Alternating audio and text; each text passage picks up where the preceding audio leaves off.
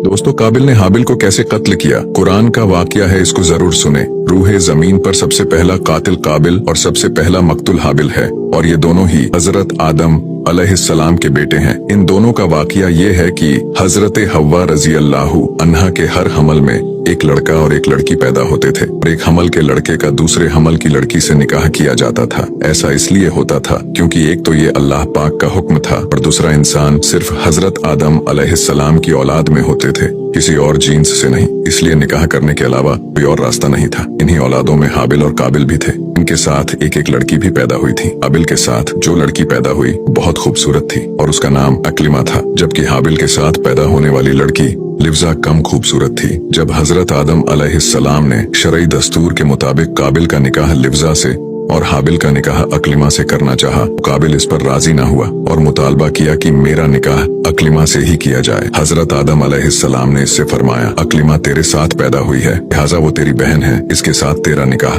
हलाल नहीं। काबिल ने कहा, ये तो आप अलैहिस्सलाम की राय है, अल्लाह पाक ने इसका हुक्म नहीं दिया। इस पर आप अलैहिस्सलाम ने फरमाया, अगर तुम ये समझते हो तो तुम दोनों अपनी कुर्बानियां पेश करो, इसकी कुर्बानी कबूल होगी, वही अक्लिमा का हकदार होगा। इस जमाने में कुर्बानी कबूल होने की ये अलामत होती थी कि आसमान से एक आग उतर के इसको खा जाती थी। काबिल खेती का काम करता था और हाबिल बकरियां चराते थे। काबिल हल्की किस्म के गंदूम कुर्बानी के तौर पर लाया और हाबिल रजा ए इलाही के लिए उम्दा किस्म की बकरी पेश की। इसके बाद हजरत आदम अलैहिस्सलाम ने दुआ की तो आसमान से एक आग नाजिल हुई और उसने हाबिल की कुर्बानी को ले लिया और काबिल की कुर्बानी को छोड़ दिया। यूं हाबिल की कुर्बानी कबूल हुई और ये ही अक्लिमा के हकदार करार पाए। हाबिल की कुर्बानी कबूल होने पर हाबिल के दिल में हसद और कीना पैदा हो गया, और जब हजरत आदम अलैहिस्सलाम हज के लिए मक्का तशरीफ ले गए तो काबिल ने हाबिल से कहा, मैं तुझे कत्ल कर दूंगा।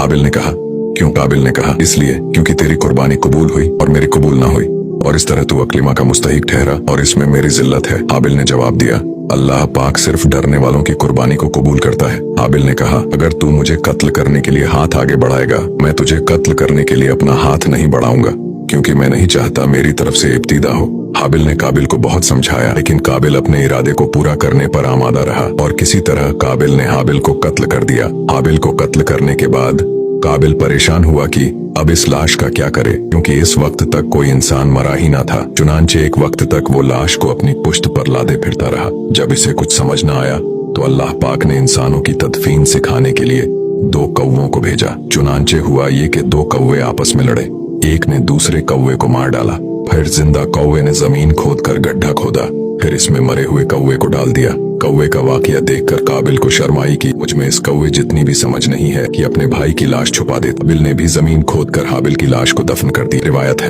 हाबिल के दफन होते ही 7 दिनों तक जमीन में जलजला रहा और काबिल जो बहुत खूबसूरत था वो भाई का खून बहाते ही काला और बदसूरत हो गया। हजरत आदम अलैहिस्सलाम ने शदीद गजबनाक होकर फटकारते हुए काबिल को अपने दरबार से निकाल दिया और वो बदनसीब अक्लिमा को साथ लेकर यमन की सरजमीन अदन में चला गया।